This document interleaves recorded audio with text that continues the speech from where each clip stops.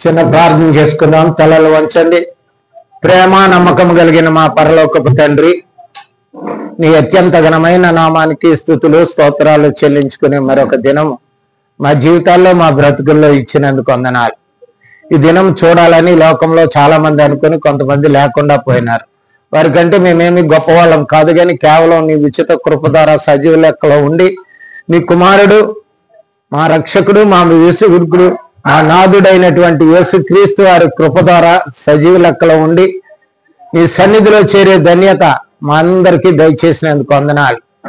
మనిషి రొట్టె వల్ల కాదు, కానీ దేవుని నోట నుండి వచ్చి ప్రతి మాట వల్ల జీవించనని ఆ జీవపు మాటలు మా వినే ధన్యత మాకు ఇచ్చినందుకు వందనాలు. ఇంతవరకు పాటల ద్వారా, కీర్తనల ద్వారా నిన్ను ఆరాధించాం, నిన్ను స్తుతించాం, మహింపరిచాం. తిరిగిన ఆయన కొద్ది నిమిషాలు మీరు మాతో మాట్లాడండి. కొద్ది నిమిషాలు మీ వాక్యపు వెలుగు మా మధ్య ఉంచండి. మీ పరిశుద్ధాత్మ ద్వారా మమ్మల్ని అందరినీ ముద్రించండి. గ్రహించుకునే హృదయమును, హత్తుకునే మనసును మాకు దయచేయండి. విన్న మాటలు విని మర్చిపోయి మోసపోకుండా ఉండటానికి సహాయం చేయండి. నాయన వివరించే జ్ఞానం నాకు దయచేయండి. నాయన గ్రహించుకునే మనసును నీ బిడ్డలకు అందరికీ దయచేయండి. యేసు క్రీస్తు వారి నాన్న బట్టి వేడుకుంటున్నాను తండ్రి, ఆమేన్. అందరికీ వందనాలు. సమయంలో చదువుకున్నటువంటి కీర్తన భాగం 91వ కీర్తన భక్తుడైనటువంటి మోషే రాసినట్టుగా కొంతమంది అన్నప్పటికీ అది మోషే రాయలేదని చాలా లేఖనాలు కానీ, చాలా మంది బైబిల్ ప్రవీణులు కానీ, బైబిల్ భక్తులు కానీ చాలా మంది చెప్తున్నది ఏంటంటే 91వ కీర్తన మోషే గారు రాసింది కాదు, మోషే గారు రాసింది 90వ కీర్తన మాత్రమే అని. కానీ దానికి దీనికి సరిపోయినటువంటి సందర్భాలు ఇక్కడ ఉన్నాయి. ఎందుకంటే ఏదైతే 90వ కీర్తనలో 1వ అధ్యాయం ఉందో 91వ కీర్తనలో 1లోను 9లోను అదే సందర్భాన్ని ఈ కీర్తనాకారుడు వివరించాడు. కానీ ఈ కీర్తనలో మనము నేర్చుకోవలసిన విషయాలు ముందుగా ఏమిటంటే, దేవుని గురించి, ఔన్నత్యాన్ని గురించి ఇక్కడ భక్తుడు ముందుగా వివరించాడు. ఆయన వివరించేటప్పుడు ముందుగా దేవుని యొక్క గొప్పదనాన్ని, దేవుని యొక్క గొప్ప స్థితిని ఇక్కడ వివరించాడు. దాంట్లో మొట్టమొదటిది ఏమిటంటే ఆయన మహోన్నతుడు. ఎవరండి? మహోన్నతుడు. మన బాధలు కానీ, మన కష్టాలు కానీ, మన శ్రమలు కానీ, మన ఇబ్బందులు కానీ, మనకున్న పరిస్థితులు కానీ, ఈ లోకంలో ఉన్న దేనికైనా సరే అన్నిటికంటే ఉన్నతుడు. ఆయన కిందే మిగతాయన్ని, ఆయనే ఉన్నతుడని చెప్పే లేఖనం ఇది. రెండవ మాట ఏంటంటే సర్వశక్తిమంతుడు అంటది. సర్వశక్తిమంతుడు. ఆయనకి అసాధ్యమైనది లేదు. ఆయనకి మించిన శక్తి ఒకటి ఈ భూలోకంలో, ఈ ప్రపంచంలో లేదు. ఆయనే సర్వశక్తిమంతుడు. ఆనాడు ఇశ్రాయేలీయుల కాలం నుండి తన ప్రజలైన ఇశ్రాయేలీయులను నడిపించే విషయంలో కానీ, ఐగుప్తు నుంచి విడిపించే విషయంలో కానీ, ఎర్ర సముద్రం దాటే విషయంలో కానీ, యొర్దాను దాటే విషయంలో కానీ అనేక మంది ఇశ్రాయేలు యూదా రాజులను కష్టాల్లో, నష్టాల్లో వాళ్ళని విడిపించి తన జయాన్ని దయచేసినటువంటి ఆయన సర్వశక్తి మంతుడైన దేవుడు. అది భక్తుడు ఇక్కడ వివరిస్తున్నాడు. ఒక విశ్వాసి జీవితంలో నేర్చుకోవాల్సిన విషయాలు రెండిట్లో చాలా ముఖ్యమైనవి. ఈ లోకంలో మనకు వస్తున్న కష్టాలు కానీ, లోకంలో వస్తున్న బాధలు కానీ, ఇబ్బందులు కానీ ఏవి ఆ సర్వశక్తిని కంటే మించిన ఏమీ కావు. అంటే ఆయనకు అసాధ్యమైనది ఏది కూడా ఈ లోకంలో లేదు అని విశ్వాసి మొట్టమొదటిగా నమ్మాలి. మొదటిది మహోన్నతుడు, రెండవది సర్వశక్తిమంతుడు, మూడవది ఏమంటాడంటే నా దేవుడు అన్నాడు. నా దేవుడు అంటే విశ్వాసి, విశ్వసించుకున్నటువంటి ఒక విశ్వాసి, విశ్వసించిన విశ్వాసి అతడు చెప్పుకోవలసిన విషయం ఏంటంటే ఆయన మీద ఉన్న నమ్మకాన్ని వ్యక్తపరచడం. నా తండ్రి, నా భార్య, నా భర్త, నా పిల్లలు, నా దేశం అని చెప్పుకుంటున్న నీవు ఒక విశ్వాసగా ముందు చెప్పవలసింది ఏంటో తెలుసా? నా దేవుడు నా పట్ల, నా సమస్యల పట్ల, నాకున్నటువంటి కష్టాలు నష్టాలు, మరి నాకున్నటువంటి సంతోషాల సమాధానాలు, మరి జయాల్లో సమస్తాల్లో ఆయన నా దేవుడు గనక, నేను నమ్ముకున్న దేవుడు గనక అనే విషయాన్ని ఇక్కడ కీర్తనకారుడు విశదీకరిస్తున్నాడు. ఆయన ఎవరయ్యా అంటే ఆయన యెహోవా. ఆయన ఎవరండి? యెహోవా. యెహోవా అంటే ఉన్నవాడు. ఎక్కడుంటాడు? నీ కష్టంలో ఉంటాడు, నష్టంలో ఉంటాడు, బాధలో ఉంటాడు, దుఃఖంలో ఉంటాడు, శ్రమలో, శోధనలో, బలహీనతలో, ప్రతి విషయంలో నీకు ఉన్నవాడే.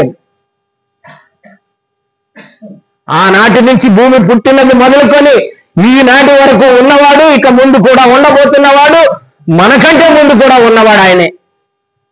ఉన్నవాడు అంటే శాశ్వత కాలము ఉన్నవాడు. ఈ భూ ప్రపంచం కానీ సృష్టి ఏర్పరచక ముందే ఆయన ఉన్నవాడు. అలాంటి ఉన్నవాడు నా దేవుడు అని భక్తుడు ఇక్కడ వివరిస్తున్నాడు. అటువంటి ఉన్నవాడైన దేవుడు ప్రతి విషయంలోనూ నాకు ఉన్నవాడుగా ఉన్నాడు. నా కష్టంలో కానీ, నాకు తోడులో కానీ, నాకు వస్తున్న భయాలు కానీ, తెగుళ్ళు కానీ, రోగాలు కానీ, బలహీనతలు కానీ, ఏ విధమైన స్థితి వచ్చినప్పటికీ ఈయన నా పట్ల, నేను నమ్ముకున్న నా దేవుడు ఉన్నవాడు. అది భక్తుడు ఇక్కడ వివరించిన విషయం. దినాన్ని మనం ఒక విశ్వాసులముగా, దేవుని నమ్ముకున్న బిడ్డలుగా మనం నేర్చుకోవాల్సింది మొట్టమొదటిది ఏమిటో తెలుసా? ఆయన మహోన్నతుడు అని నేర్చుకోవాలి. విశ్వాసికి ఆ యొక్క గొప్ప నమ్మకం, నిబ్బరము అంటాను నేను దాన్ని. ఆయన మహోన్నతుడు కనుక నువ్వు భయపడవలసిన అవసరం లేదు అన్నారు. దానియేలు గ్రంథంలో 3వ అధ్యాయం 17వ వచనంలో ఏమంటారు? మేము చేయించుచున్న ఈ దేవుడు మండుచున్న ఈ ఏడుము గల అగ్నిగుండం నుంచి సంపించడకు సమర్థుడు.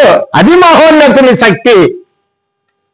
ఏ కష్టాల్లో ఉన్నావో, ఏ శ్రమల్లో ఉన్నావో, ఏ బాధల్లో ఉన్నావో, ఏ దీన స్థితిలో ఉన్నావో, ఏ విధమైన అనగారి స్థితిలో ఉన్నావో, నిన్ను లేపగల శక్తిమంతుడైన. అది మహోన్నతుని యొక్క శక్తి. తర్వాత ఏమన్నాడు తెలుసా? ఆయన సర్వశక్తిమంతుడు. సమస్త శక్తులు ఆయనవే. ఈ భూలోకంలో ఆయనకి మించినటువంటి శక్తి, ఆయనకి మించింది ఏది కూడా లేదు. ఈ లోకంలో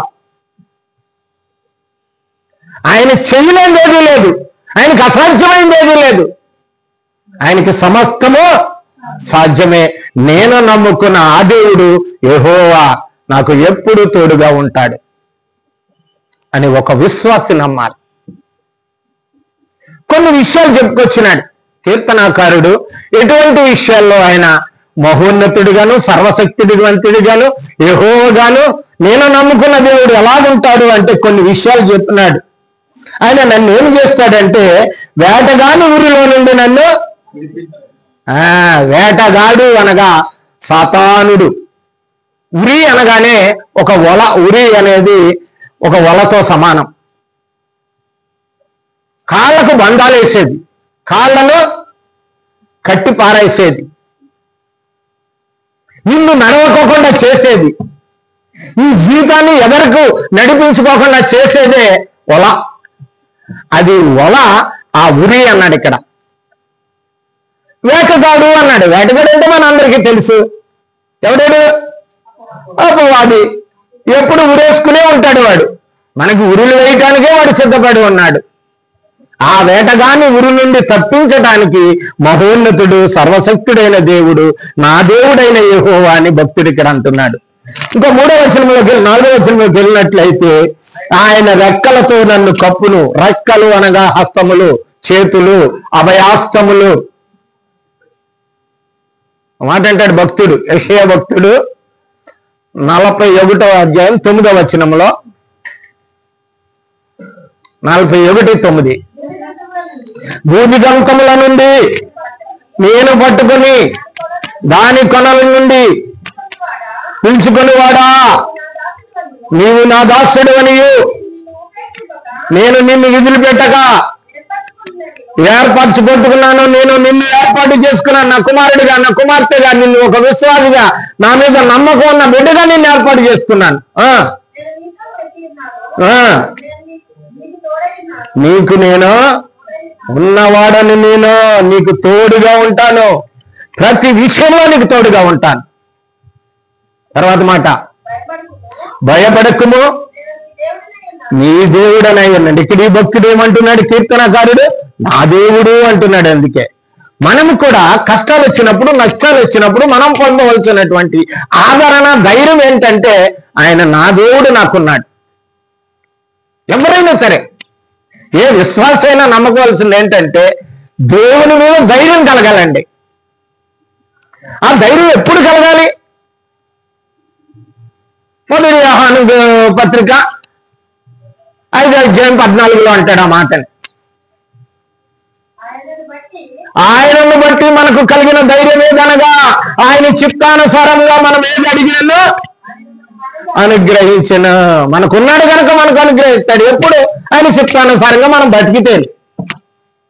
మనం లెక్క లేకుండా, దేవుడు అంటే భయము భక్తి లేకుండా, విచ్చలవిడి జీవితము, ఆలోచన, తలంపు, ఒక క్రమము, నిబంధన లేని జీవితం జీవించినప్పుడు ఆయన నీకు తోడుగా ఉండడు, ఆయన నీకు దేవుడు కాదు.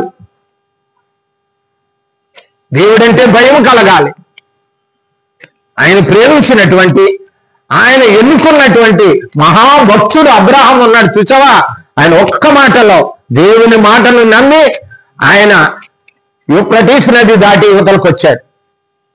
ఎక్కడికి వెళ్ళాలో తెలియకపోయినా రమ్మన్నాడే అని పిలిచి ఒక నమ్మకంతో, విశ్వాసంతో వచ్చాడు. ఆ దేవుని కొరకు ఆయన నాకు తోడుగా ఉన్నాడని విశ్వాసంతో తనకు పిల్లలు లేనప్పుడు దీర్ఘకాలము సహించాడు. దీర్ఘకాలము సహించడమే కాదు, బిడ్డనిచ్చిన తర్వాత ఆ బిడ్డను బలియమంటే వెనకాడలేదు. అందుకే అబ్రహామును దేవుడు ఆశీర్వదించాడు.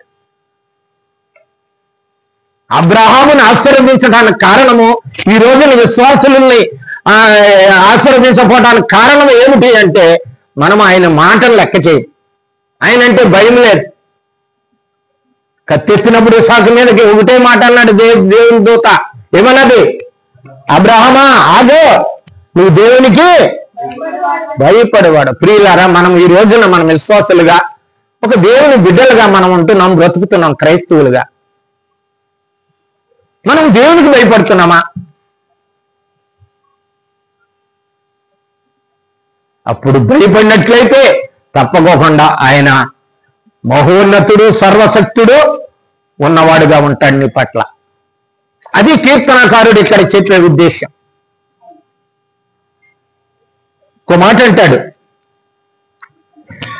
ఆయన కొన్నాట్లకి రాత్రి వేళ కలుగు భయమునకైనను, పగటి వేళ వెలుగు బాణమునకైనా. బాణము అనేది దుష్టుడు వేసేది. బాణము వేటగాడు ఎవడేస్తాడు? బాణము దుష్టుడు వేసేది, సాతాను వేసే బాణం అది. బాణమునకైనను, చీకటిలో సంచరించు తెగుళ్ళకైనను, మధ్యాహ్నం పాడు చేయు రోగమునకైనను నీవు భయపడకుందువు. ఎందుకంటే ఆయన రెక్కలతో నిన్ను కప్పుతాడు, ఆయన రెక్కల కింద నీకు ఆశ్రయము కలుగును. ఆయన సత్యము నాకు చూసావా? ఆయన సత్యము కేడమును దాలునయ్యన్నది. అది గొప్పది. ఆయన సత్యమైన వాక్యాన్ని నువ్వు విశ్వసించినట్లయితే, ఆ వాక్యాన్ని నమ్మినట్లయితే, వాక్యానుసారం జీవితం నువ్వు కలిగి ఉన్నట్లయితే, నీవు భూమి మీద బ్రతికినంత కాలము అది నీకు డాలుగాను కేడముగా ఉంటుంది. డాలంటే తెలుసు, కేడమంటే తెలుసు కదండి. ఒక్కసారి దయచేసి మీతోటిగా మీరు కూడా చెప్పండి. కేడమంటే ఏంటి? కవచము. కేడంటే కవచము, మన శరీరానికి ఏ హాని జరగకుండా చేసి. దాలనంటే మరి మనకు కలుగుతున్నటువంటి అపాయాల, కష్టాలని ఎదుర్కొనేదే డాల్. మన మీదకి వస్తున్న వాటిని ఎదుర్కొనేది డాలు. ఎప్పుడు కూడా ఆయన సత్యం ఆ విధంగా మన పట్ల ఉంటాడు. నువ్వు ఆయన మహోన్నతుడిగా, ఆయన సర్వశక్తిమంతుడిగా, ఆయన యెహోవాగా, ఆ యెహోవే నా దేవుడిగా నువ్వు విశ్వసించి ఆయన వాక్యానుసారముగా మనం జీవించినట్లయితే ఈ యొక్క కష్టాలు నష్టాల్లో ఇంకా కొన్ని విషయాలు చెప్తున్నాడు. ఆయన ఎంత వివరించాడంటే 7వ వచనంలో, ఈ పక్కన 10,000 మంది పడినాను, కుడి పక్కన 10,000 మంది పడినాను, అపాయము నా యొద్దకు రాదు, నా గుడారము సమీపించదు. చూసారా ఎంత ధైర్యం అండి, అది ఎంత నిశ్చేత అండి. క్రైస్తవులుగా మనం విశ్వాసులుగా అంత నమ్మకం విశ్వాసంతో బతుకుతున్నామా మనం? ఏదో వస్తున్నాం వెళ్తున్నాం అనేది కాదు. నీవుకు నాకు ఉండవలసిన సంబంధం కాదు అది, దేవునికి నీకు ఉండవలసిన సంబంధం అది. క్రైస్తవులు ఈనాడు ఏదో ఒక సేవకులు ఎన్నుకునో, ఏదో ఒక మాటలు ఎన్నుకునో, ఒక బోధన ఎన్నుకునో ఈ రోజు ప్రయాణం చేస్తున్నారు. కానీ వాక్యానుసారమైన జీవితము ఏ క్రైస్తవులు కలిగి ఉంటున్నారో ఆలోచించుకోండి. అందుకే భక్తుడు ఈ రోజుని మనతో మాట్లాడుతున్నాడు. ఒక మాట అంటాడు 9వ వచనం, యెహోవా నీవే నాకు ఆశ్రయము, నీవు మహోన్నతుడైన దేవుని నీకు నివాస స్థలముగా చేసుకుని, నీకు నివాస స్థలముగా చేసుకుని. దేవుని ఏం చేయాలండి? నివాస స్థలం అంటే ఆయన సన్నిధిలో ఉండాలి, ఆయన వాక్యంలో ఉండాలి, ఆయన ఆజ్ఞల ప్రకారం జీవించాలి. అందుకే భక్తులు 91 కీర్తన 1వ వచనంలో అన్నాడు, ఏమన్నాడు? 91 ప్రభువా, ఎప్పుడంట? కొద్ది రోజుల నుంచా? 2000 సంవత్సరాల నుంచా? తరతరముల నుండి కదండి, తరతరముల నుండి మానవుడు భూమి మీద ప్రాణం పోసుకున్నది మొదలుకొని నేటి వరకు కూడా తరతరములకు నివాస స్థలము నీవే. నీవే నీలో ఉన్నట్లయితే నాకే భయము లేదు. అది భక్తుడు ఇక్కడ చెప్తున్నది, నివాస స్థలము నీవే. తర్వాత మాట అంది, పర్వతములు. 10వ వచనం చదవండి, 91:10. సమీపించదు ఏ తెగులు, ఏ రోగము, ఏ బలహీనత నీకు సమీపించదు.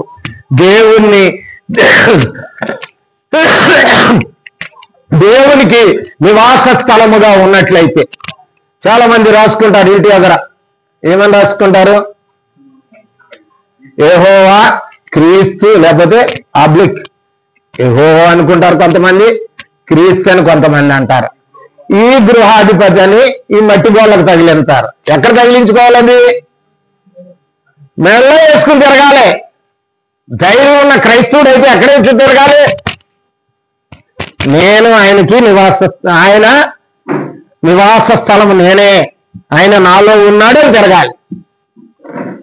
అంత ధైర్యం ఉండాలి నీకు. విశ్వాసకున్న ధైర్యం ఎక్కడి నుంచి వస్తుంది అంటే దేవుని బట్టండి. విశ్వాసం అంటే నమ్ముకున్నవాడని అర్థం.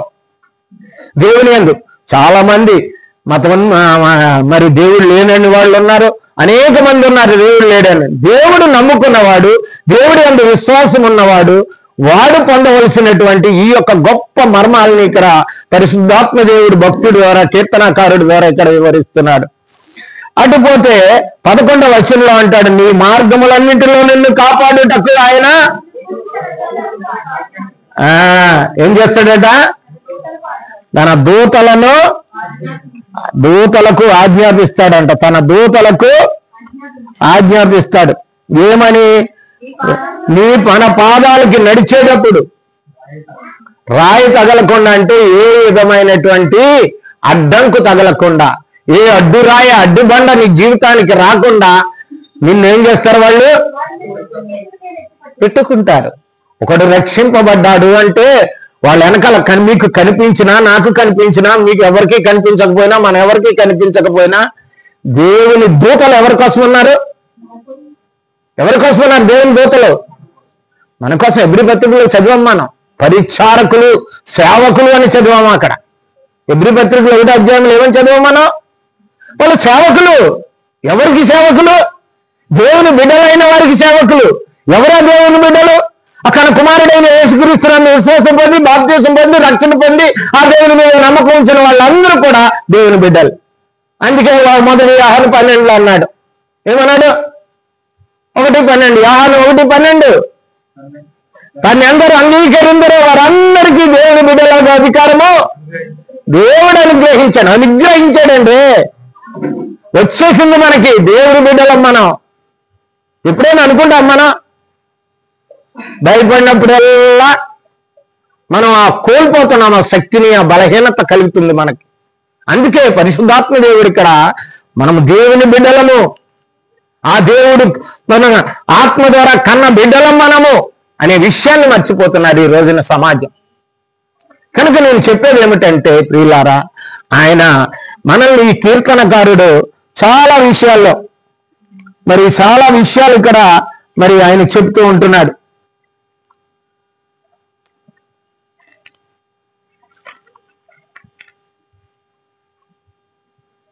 ఇక్కడ ఒకటి చూసినట్లయితే ఆయన ఏమి చేయగలడు అంటే, ఇప్పటి వరకు చదువుకున్నటువంటి లేఖన భాగంలో చూసినట్లయితే ఆయన మనల్ని మొట్టమొదటిసారిగా విడిపిస్తాడు. ఏం చేస్తాడండి? విడిపిస్తాడు. కష్టం నుండి, నష్టం నుండి, బాధ నుండి, తెగుల నుండి, బలహీనతల నుండి, సమస్యల నుండి, మన దీన స్థితి నుండి మనల్ని విడిపిస్తాడు ఆయన. ఒక బంధకములో ఉన్నాం, మనం లోక బంధకములో ఉన్నాం, శరీర బంధకములో ఉన్నాం, అపవాది బంధకములో ఉన్నాం. అటువంటి నుండి విడిపించేవాడే సర్వశక్తుడైన దేవుడు. రెండవది ఏమిటంటే ఆయన గొప్ప చేస్తాడు, నిన్ను హెచ్చిస్తాడు, నిన్ను హెచ్చింపజేస్తాడు. ఆయన నీ స్థితి మొదట కొద్దిగాను నన్ను తుదను మహాభివృద్ధి కలగజేసేవాడు ఆయనే. ఒకప్పుడు దౌర్భాగ్యుడన్న నాకు నేనుగా చెప్పుకుంటున్నాను. ఒకప్పుడు దేవుణ్ణి ఎరగని వాడిగా బ్రతికినాను నేను, దేవునికి అవిధేయుడిగా బ్రతికాను నేను, దేవుని మాటలు వినలేని దౌర్భాగ్యం స్థితిలో బ్రతికిన నన్ను ఈ రోజున తన పనిముట్టుగా, తన సొత్తుగా వాడుకుంటున్నాడు, తన దాసుడుగా స్వరదించాడు. అదే గౌరవించటం అంటే. అనేక మంది ఎదుట నిన్ను ఒక పనిముట్టుగా, సొత్తుగా వాడుకోవాలంటే ఆయన సర్వశక్తివంతుడు, మహోన్నతుడు, ఆయన ఉన్న ఆ యెహోవాని నమ్మాలను విశ్వసించాలి. ఆయన గొప్ప చేస్తాడు. నీవు చేసే ప్రార్థన అంట చూసావా, దానికి ఏం చేస్తాడు? ఆయన జవాబిస్తాడు. నువ్వు చేసే ప్రతి ప్రార్థనకు విశ్వాసం మొట్టమొదటిగా చాలా మంది ఏంటి తెలుసా, పాస్టర్ గారు మా కోసం ప్రార్థన చేయండి, బ్రదరు మా కోసం ప్రార్థన చేయండి అని చెప్తుంటారు. అంటే వీళ్ళ ప్రార్థన కాదా? నీ విశ్వాసము నిన్ను స్వస్థపరచును అని యేసు ప్రభు చెప్పిన మాట, నీకు విశ్వాసం ఉంటే నువ్వు ప్రార్థన చేసుకుంటే దేవుడు నీకు కార్యం చేస్తాడు. ఎవరెవరి మీద ఆధారపడతారు, ఫోన్లు చేస్తారు, ఏవో చేస్తారు లోకం.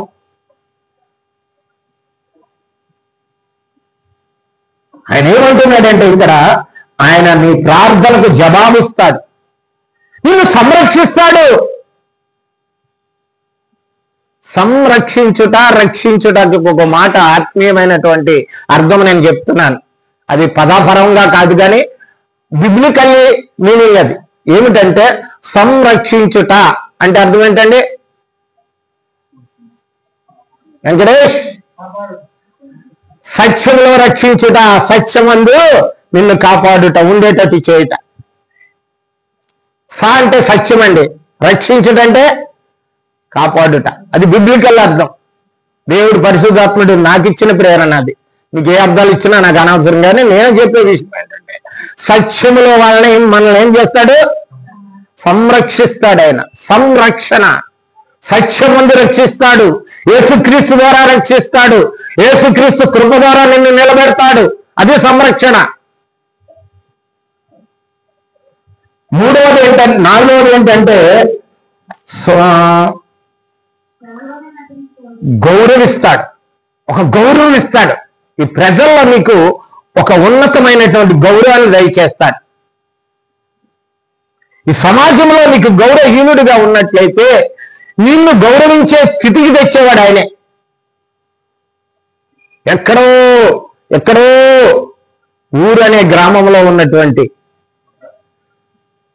మెసొపొటేమియా, ఈనాడు ఇరాన్ ప్రాంతంలో ఉన్నటువంటి ఆ ఊరిలో నివసిస్తున్న అబ్రహాముని ఈరోజు ప్రపంచవ్యాప్తంగా విశ్వాసులకు తండ్రిగా గౌరవించగలిగే ఒక స్థానాన్ని ఇచ్చాడు దేవుడే. తెలుసా?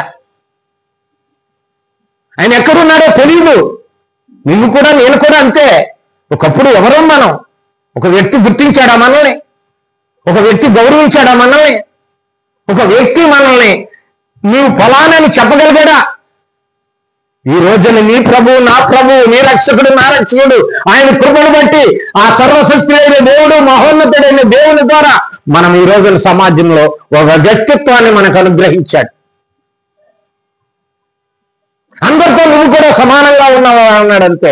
అందుకంటే నిన్ను ఎక్కువగా హెచ్చరించాను అని దేవుడు చెప్పగలిగాడు. దీనికి కారణం ఏమిటో తెలుసా? ఆయన సర్వశక్తుడు, మహోన్నతుడు, ఆయన యెహోవాని నా దేవుడని నమ్మినప్పుడే ఇది సాధ్యం. ఇంకొకటి ఏమిటంటే మరి సంతృప్తి కలగజేస్తాడండి. సంతృప్తి, సత్యము ద్వారా నిన్ను తృప్తిపరిచి నీ జీవితానికి సంతోషం, సమాధానము, నెమ్మది దయచేస్తాడు. సంతృప్తి అంటే మన వాళ్ళకి ఏంటంటే వచ్చి పడిపోవాలి. ఎక్కడ పడిపోవాలి? ఇంట్లో నిండిపోవాలి. ఇది తృప్తి చెందుతారు వీళ్ళ. 2 నెలల వరకు బియ్యం బస్తాలు ఉన్నాయనుకో, నిల్లేసి తిరుగుతాడు.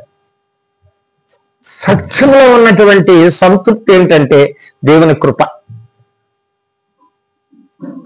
క్రీస్తు శిలువ ద్వారా ఏర్పడినదే కృప. గత వారం కృప గురించి నేర్చుకుంటున్నాం. కృప, క్రీస్తు కృప ద్వారా, ఆయన శిలువ త్యాగము ద్వారా మనకు అనుగ్రహింపబడిన ఆయన ఇచ్చినటువంటి భిక్షమే మన కృప. ఆ కృప లేకపోయినట్లయితే ఈ సమాజంలో ఒక చీడ పురుగు, గత వారం చెప్పినా నేను మర్చిపోయారు మీరు, ఒక చీడ పురుగు, ఒక చెద లాంటి వాళ్ళం మనం. ఈ రోజున సమాజంలో నీవనే స్థానాన్ని నిలబెట్టింది ఎవరు? ఆయన కృపే. ఆయన కృపే. నువ్వు చిన్నవాడు కావచ్చు. ఎక్కడంటే కొరింథీయులకు రాసిన మొదటి పత్రిక,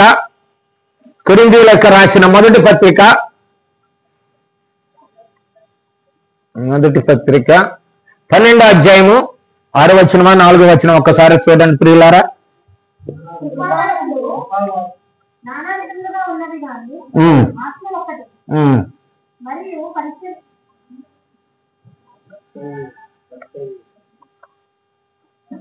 అక్కడే ఉంది చూడు. 12:24 చదువమ్మా. 12:24 సరిగ్గా చదవాలి. ఇది ఏంటమ్మా? ఏం అవయవాలై?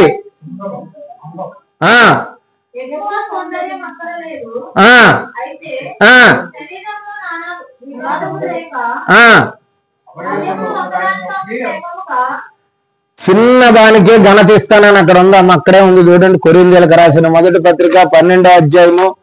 సరిగ్గా చూడు. ఆ మాటే చదవాలి. ఎన్నదో చెప్పు రిఫరెన్స్. 25 చదువు. తక్కువ దానికే ఎక్కువ ఘనత. ఈ సమాజంలో నువ్వు హీనుడు కావచ్చు, నువ్వు ఉన్నతుడిగా చేస్తాడు. నువ్వు ఘనము లేని వాడు కావచ్చు, ఘనవంతుడిగా చేస్తాడు. నువ్వు ఈ లోకంలో దరిద్రుడిగా ఉండవచ్చు, ధనవంతుడనే ధన్యుడిగా చేస్తాడు. ధనవంతుడు అంటే ఆస్తి కోసమే వెళ్తాడు మనకి. ధనవంతుడు అన్నామంటే డబ్బు లెక్కలే మనకి. కానీ ఆయన ధన్యుడిగా చేస్తాడండి. తెలుసా? ఇవి ఎంత హీనమైన అవయవం మన శరీరంలో ఉన్నదో దానికి ప్రాధాన్యత. చిన్న చిన్న అవయవాలు ఉన్నాయి మన దగ్గర. కిడ్నీ పోయిందంటే ఏంటంటే ఎంత ఉంటుంది కిడ్నీ? లక్ష్మీనారాయణ గారి కిడ్నీ సైజ్ ఎంత? దాని ప్రాధాన్యత శరీరంలో ఎంత?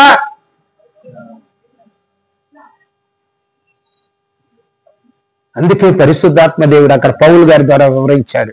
నువ్వు ఈ లోకంలో నన్ను నమ్మి, నన్ను విశ్వసించి, నా కుమారుడైన యేసుక్రీస్తు నామములో బాప్తిసం పొందినట్లయితే నువ్వు ఎంత చిన్నగా ఉన్నప్పటికీ నీకు నా ఈ సమాజంలో అంత ప్రాధాన్యత నేను కలగజేస్తాను. అది గొప్ప మాట. ఎంత చిన్నదానికి ఎంత ప్రాధాన్యత శరీరంలో పెట్టాడో అదే విధంగా నిన్ను కూడా క్రీస్తు శరీరం అనే సంఘములో నీకు అంత ప్రాధాన్యత ఇస్తాడు. అది హెచ్చించాడు, నిన్ను ఘనపరుస్తాడు, నిన్ను నీ స్థితి నుండి ఒక ఉన్నతమైన స్థానానికి నిన్ను తీసుకెళ్తాడు. అందుకే ఆయన మహోన్నతుడు, సర్వశక్తిమంతుడు. అందుకే ఆయన మహోన్నతుడు, సర్వశక్తిమంతుడు. నువ్వు నేను నమ్ముకున్నటువంటి దేవుడు.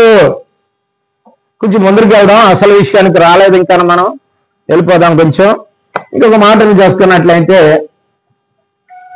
ఇక్కడ నుండి ఇవన్నీ నేను చేస్తానని అప్పుడు దేవుడు తన వాక్కును వినిపిస్తున్నాడు. 14వ వచనం నుంచి 14వ వచనం నుంచి దేవుడే మాట్లాడుతున్నాడు. ఇక్కడ ఏమని మాట్లాడుతున్నాడండి?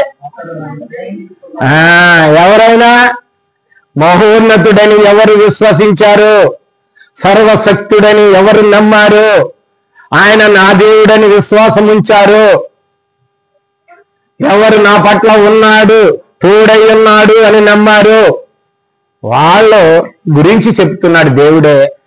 ఏమంటున్నాడంటే, అతడు, ఆ వ్యక్తి నన్ను ప్రేమిస్తున్నాడు. ప్రేమ అంటే మనందరికీ తెలుసు. నేను వెళ్ళిపోతాను, కార్యక్రమం అవుతుంది, తొందరగా వెళ్ళిపోతాను.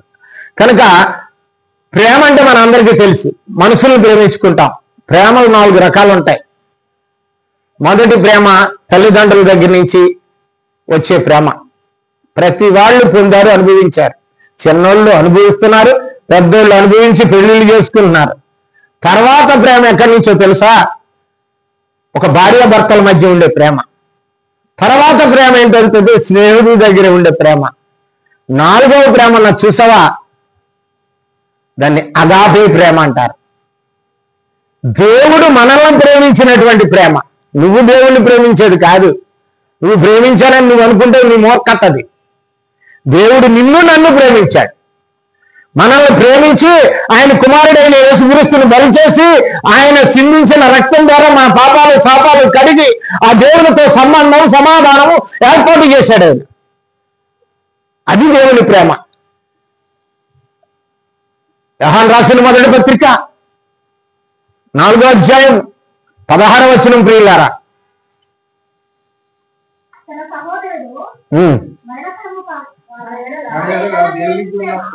ఇది కరెక్ట్, ఇది కరెక్ట్. తొందరపడకు ప్రేమ కుమారి. మన ఎడల మన ఎడల దేవునికున్న ప్రేమను మనము ఎరిగిన వారమై ఆయనను నమ్ముకున్నాం. మనం ఎందుకు నమ్ముకున్నాము? మనం ఆయన ప్రేమ చూపుతున్నాడు కాబట్టి మనం నమ్ముకున్నాం. అది ఆయన స్వరూపం ఏంటండి?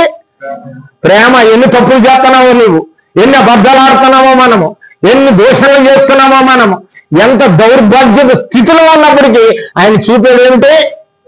ప్రేమ ఒక్కటే. అందుకే ఆయన ప్రేమ స్వరూపి. ఆయన స్వరూపమే ప్రేమ. కొండ ఎక్కాడండి. ఎవరు? మోసే. దేవుని చూడాలని ఆస్తి పరిగెత్తాడు. నేను ఒక్కనే చూసేస్తున్నాను, నేను ఎలాగైనా సరే దేవుని చూడాలి, నా అంత భక్తుడు లేడు అనుకుని పైన ఎక్కాడు. ఏం చూశాడు అక్కడ? 34:6 నిర్గమకాండ 34:6. ఏం చూశాడు అక్కడ? ఏం చూశాడు? దేవుణ్ణి అతని ఎదుట కనికరము గల దేవుడైనా, ఇంకా దయ కలిగిన దేవుడు, దీర్ఘశాంతము, చాలా కాలం నిన్ను నన్ను సహించుకుంటున్నాడు. నీ పరిస్థితిని నా పరిస్థితిని చాలా కాలం నుంచి సహిస్తున్న దేవుడు ఆయనే. ఆయన దీర్ఘశాంతుడు అయినతో అయ్యాడైనా. విస్తారమైన కృపా సత్యములు గల దేవుడు. కృపా సత్యములు ఆయన కుమారుడైన యేసుక్రీస్తుకు చెంది. కృపా సత్యాలు ఎవరికండి? తప్పు చేసింది మనము. తప్పు చేసింది మనమండి. శిక్ష అనుభవించింది ఎవరు? యేసు ప్రభు వారు. అందుకే కృపా సత్య సంపూర్ణుడుగా మన మధ్యలో నివసించాడు ఆయన. ఈ రోజుని మనలో ఉన్నాడాయన. ఆయన కృప నువ్వు రుచి చూడక నీ వ్యర్థుడుగా బ్రతుకుతుంటే నేను చెప్పలేను, నువ్వు చెప్పలేదు, ఎవరు చెప్పలేదు. వ్యర్థం చేస్తున్నాం ఆయన కృపని మనం. కృపను కోల్పోతున్నాం మనం. నీ ప్రాణానికి ప్రేమ ప్రాణం పెట్టినటువంటి ఆ ప్రేమను మనం మర్చిపోతున్నాం మనం. చదవండి, అక్కడ ఒక మాట ఉంది, దేవుడు ప్రేమస్వరూపి, ప్రేమయందు నిలిచి ఉండేవాడు.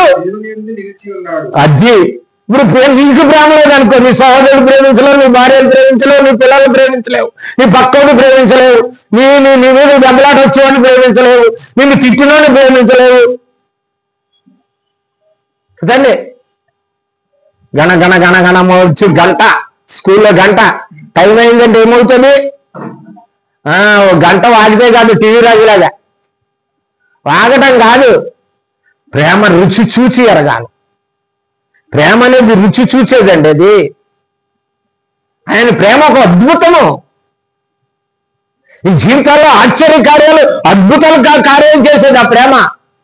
తర్వాత మాట ఉంది అక్కడ, దేవుడు వాని యందు నిలిచి ఉన్నాడు. తర్వాత తీర్పు దినమందు బహుధైర్యము కలిగినట్లు. అది మనం ఏం చేయాలండి? ప్రేమ అంటే ఆయన్ని ప్రేమించుతున్నా, అతడు నన్ను ప్రేమిస్తుంటాం అంటే అది ప్రేమ. నువ్వు ప్రేమించినట్లయితే అలాగుంటా. అందుకే దేవుడు చెప్తున్నాడు అక్కడ, అతడు నన్ను ప్రేమించుకున్నాడు గనక. ఎన్నో మాటలు చెప్పచ్చు, నాకు సమయం లేదు. అతన్ని నేను ఏం చేస్తాను? తప్పిస్తాను. కష్టం నుంచి, నష్టం నుంచి, బాధ నుంచి, శ్రమ నుంచి, శోధన నుంచి, ఇబ్బందుల నుంచి, కడకి నరకము నుండి కూడా తప్పిస్తాను.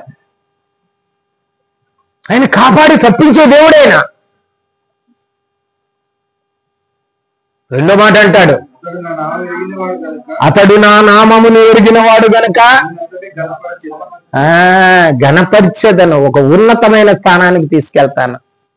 అతడు నా నామమును ఎరుగును. నేనెంత మహోన్నతున్నో, సర్వశక్తిమంతున్నో, నా నామం ఏమున్నదో ఆ నామం ఎరుగును.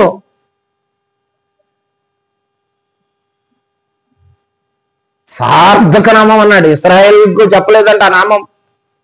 సార్థక నామం అంటే ఏంటండి? సార్థక నామం అంటే ఎల్లప్పుడూ శాశ్వతముగా ఉండే నామం అది. ఆయన సార్థక నామం అది. ఉన్నవాడు, మహోన్నతుడు, శక్తిమంతుడు, సర్వశక్తిమంతుడు. ఆ సార్థక నామం కలిగిన వాడు. ఆ నామమును గనక నువ్వు ఎరిగినట్లయితే నేనేం చేస్తాడైనా? గణపరుస్తాడు, హెచ్చిస్తాడు, గణపరుస్తాడు అంటున్నాడు. గణపరచుట. ఒక మాట చదువుకుందాం సమయంలో. సామెతల గ్రంథం 8వ అధ్యాయం, క్షమించండి 15వ అధ్యాయం 33వ వచనం. 15:33. యెహోవా యందు భయభక్తులు కలిగి ఉండుట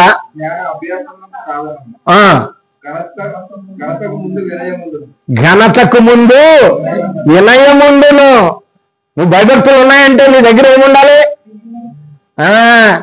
వినయం ఉండాలి, విధేయత ఉండాలి, దేవునికి లోబడాలి. వినయం అంటే నీ భార్య పట్ల, నీ పిల్లల పట్ల, బయట పట్ల, ఆఫీసర్ పట్ల కాదు.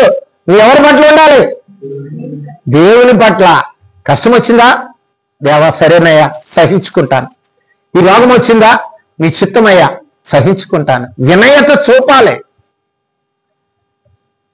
అది ఘనతకు కారణం. అది విధేయత అనేది ఘనతకు కారణం. నువ్వు ప్రతిదానికి విధేయత చూపినావంటే దేవుడే. అందుకే దేవుడు ఏం చేస్తాడంట? తగ్గించుకునే వారిని హెచ్చిస్తాడు. నువ్వు తగ్గించుకో దేవుని ఎదుట. దేవుని ఎదుటంటే దేవుని సన్నిధిలో నేను బాగానే ఉంటాను. దేవుని ఎదుటంటే ప్రజల మధ్య తగ్గించుకోవాలి. నిన్ను అనవసరంగా ఒకరు తిట్టేశాడు అనుకో, అనవసరంగా నిన్ను కొట్టేళ్ళిపోయినాడు అనుకో, అనవసరంగా నీ మీద చెడ్డ మాటలు పలికినప్పుడల్లా ఏమన్నాడు? మత్తయి సువార్త 5:11. 5:11లోనండి మత్తయి సువార్త. నా నిమిత్తము అంటే అర్థం ఏంటండి? నా నిమిత్తం అంటే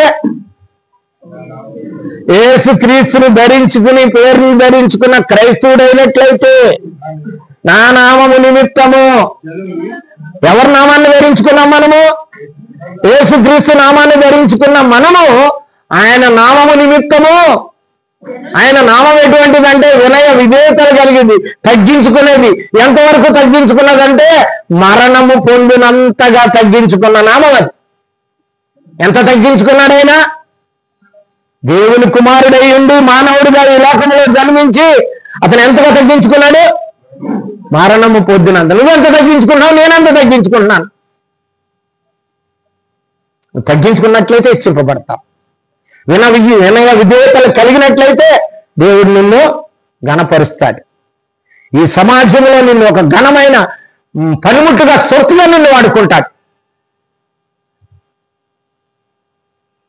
రెండు మాటలు చెప్పేస్తాను. ఇంకొక మాట ఉంటుంది. అతడు మొర్రపెట్టగా నేను అతనికి ఉత్తరం ఇచ్చేదను.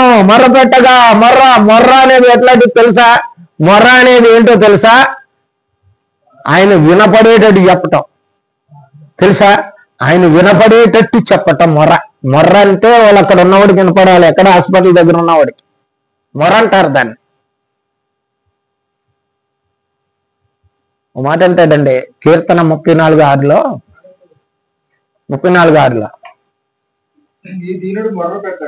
ఈ దీనుడు అవ్వాలి. ముందు ఏమైపోవాలి? మనం దీనులు అయిపోవాలి, తగ్గించుకోవాలి. అప్పుడు మొరపెట్టాలి. యెహోవా ఆలకించును, అతని శ్రమలన్నిటిలో నుండి ఆయన రక్షించును. అది ఆయన మొరపెట్టినట్లయితే తప్పుకోకుండా ఎవరిని కాదనలేదండి. ఎవరిని బైబిల్లో మీరు బైబిల్ చదివినట్లయితే ఆయన ఎంత దౌర్భాగ్యపు స్థితిలోని అనుభవించి వాళ్ళని ఇతరుల చేతులకు అప్పగించి అసలు దేవుడిని లెక్క చేయని రాజులు అనేక మందిని దౌర్భాగ్యులైన వాళ్ళు తిరిగి ప్రార్థన చేసినప్పుడు వాళ్ళకి ఏం చేశాడు? ఆయన ఆలకించి కరుణ చూపాడు, రక్షించాడు వాళ్ళని. బైబిల్లో చదువుకున్నట్లయితే రాజుల గ్రంథాలు, దినవృత్తాంత గ్రంథాలు మీరు చదువుకున్నట్లయితే ఎంత చెడిపోయినారంటే, అందుకే గలతీ పత్రికలో ఆ మాట అన్నాడు. ఎప్పుడు పంపాడు దేవుణ్ణి? తన కుమారుడైన యేసుక్రీస్తుని ఎప్పుడు పంపాడు దేవుడు? కాలం ఎప్పుడు సంపూర్ణమైందో క్రైస్తవం తెలియలేదు.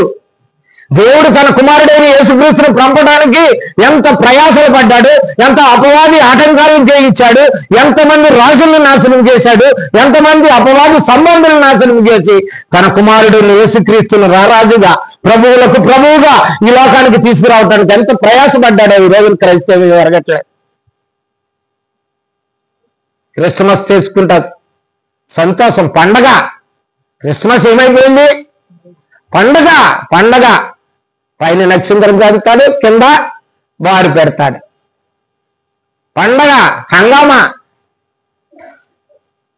ఇంట్లో భార్యాభర్తల మధ్య గొడవలు, సమస్యలు. మాంతర్గ బుద్ధి. ఎంత మంచి అన్నం పెట్టండి, ఎంత మంచి పదార్థాలు పెట్టనివ్వండి, కుక్క బుద్ధి ఎక్కడ పోతుంది? పేరు మార్చుకున్నా, రక్షణ పొందినా, బాప్తీసం పొందినా ఈ బుద్ధి మాత్రం పోదు. నేను ఎవరిని ఏమంటలేదండి, అలాంటి వాళ్ళని అంటున్నాను, మిమ్మల్ని అంటలేదు. మీరు చాలా మంచివాళ్ళు. చాలా మంది అంతే. ఎక్కడికి వెళ్తున్నామో మనం? ఎవరు మనం? అసలు మనకు కొద్దైన సోయి ఉందా? తెలంగాణ భాషలో అంటారు సోయి అని. సోయి అంటే ఏంటి? సోయి ఉండాలి. అసలు ఏంటి మనం ఏ స్థితిలో ఉండేవాళ్ళము, ఏ స్థితిలో జీవిస్తున్నాం, ఇది ఎవరి వల్ల వచ్చింది, ఇది ఎవరు కలగజేశారు ఈ ధన్యత, ఏ విధంగా మనం బతుకుతున్నాం సమాజంలో? ఈ స్థితి కలగజేసింది ఎవరు? 4 ఏళ్ళు నోట్లోకి వెళ్ళిన వెంటనే మారిపోతున్నాయి స్వభావాలు. ఏదన్నా మాట్లాడితే టీవీలో తిడతాడని ఒక్కటే మాటే తెలుసు అంతే. నేను ఎవరినే తిట్టానండి. దేవుడు మాట్లాడమంటే మాట్లాడతా, ఆయన ఊరుకోమంటే సైలెంట్ గానే ఊరుకుంటాను. ఎందుకు చెప్తున్నానంటే దేవుని కృప ఎందుకు మనం కోల్పోతున్నాం, దేవుని ఆశీర్వాదాలు మనకు ఎందుకు సమృద్ధిగా సమాధానంగా మన జీవితాలు మన కుటుంబాలకి రాలేకపోతున్నాయి. కారణం ఏంటంటే మనలో ఎక్కడో లోపం ఉంది. మనం సరి చేసుకుందాం.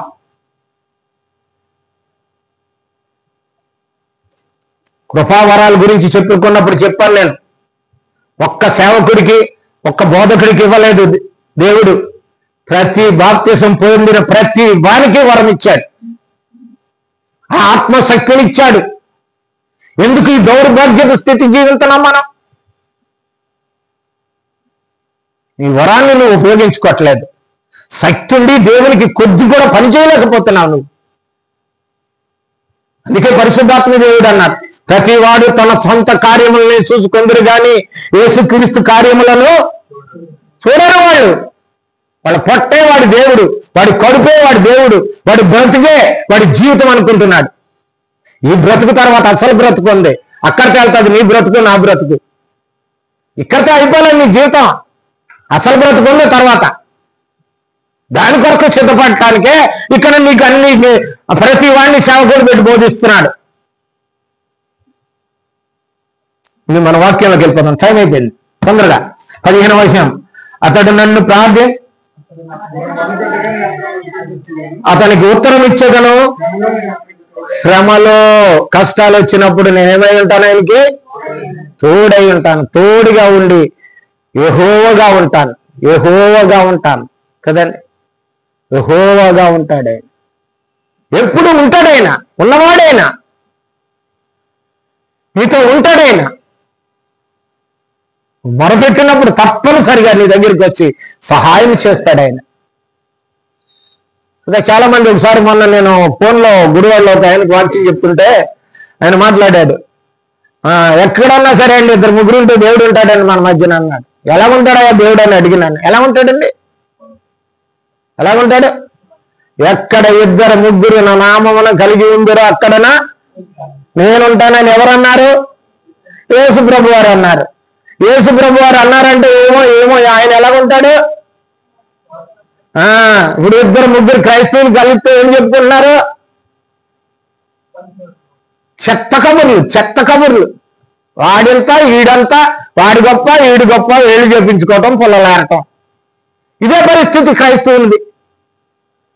ఒక సహోదరుని సహించలేవు, ఒక సేవకుడిని సహించలేవు, ఒక క్రైస్తవుని సహించలేవు, నీ కుటుంబంలో ఉన్నవాళ్ళే నువ్వు సహించలేవు. అదే ప్రేమ చూపాడు యేసుక్రీస్తు నీ మీద. ఎంత మంచివాడు అని నిన్ను ప్రేమించాడు ఆయన. ఎంత మంచి స్థితి కలిగి ఉన్నావని ఆయన కృప నీ మీద చూపాడు.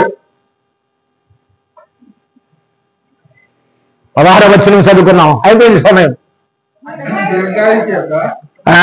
ఆఖరి మాట ఏంటో తెలుసా? ఆఖరి మాట ఏంటో తెలుసా? దీర్ఘాయువు చేత. దీర్ఘాయువు అంటే ఏంటో తెలుసా? ఎక్కువ రోజులు బతకటం మెతిశేల్లా కాదు. ఎక్కువ రోజులతో 996 సంవత్సరాలు బతకటం కాదు. నా యొక్క సమాధానం, నా శాంతి, నా రక్షణ దీర్ఘకాలము ఉంటుందని. ఆయన సంతోష సమాధానం. రక్షణ అనేది చాలా మంది అనుకుంటున్నారు చాలా కష్టం అండి రక్షణలోన. చాలా కష్టం అండి. రక్షణ కష్టం కాదండి. బైబిల్ ఏం చెప్తుంది తెలుసా? రక్షణ చెప్పండి, పూజ చేయండి.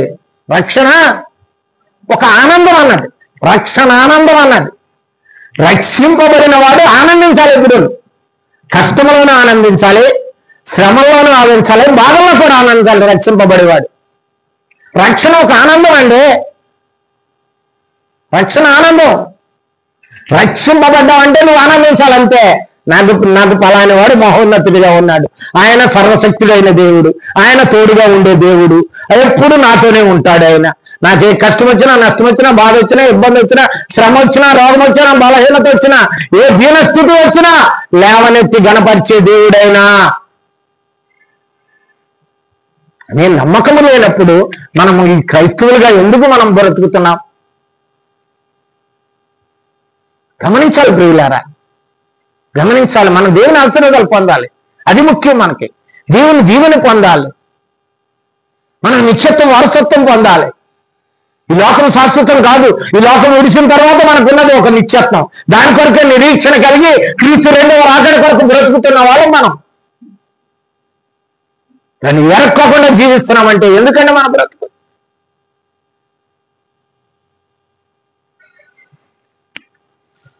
ఏమంటాడు? దీర్ఘాయువు చేత నేను అతన్ని తృప్తిపరిచెదను, నా రక్షణ అతనికి చూపించేదను. నా రక్షణ ఏదో నాదో చూసావా? ఈ లోకంలో నీకు ఎటువంటి సేఫ్టీ ఉన్నా కానీ దేవుని రక్షణ లేకపోతే వ్యర్థమే. తిమోతిలో ఒక మాట అంటాడు, తిమోతికి రాసిన 2వ పత్రిక 3వ అధ్యాయం 14వ వచనంలో, 3:14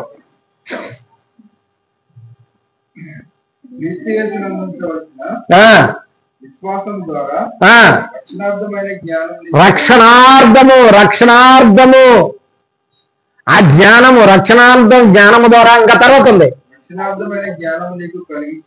కలిగించుటకు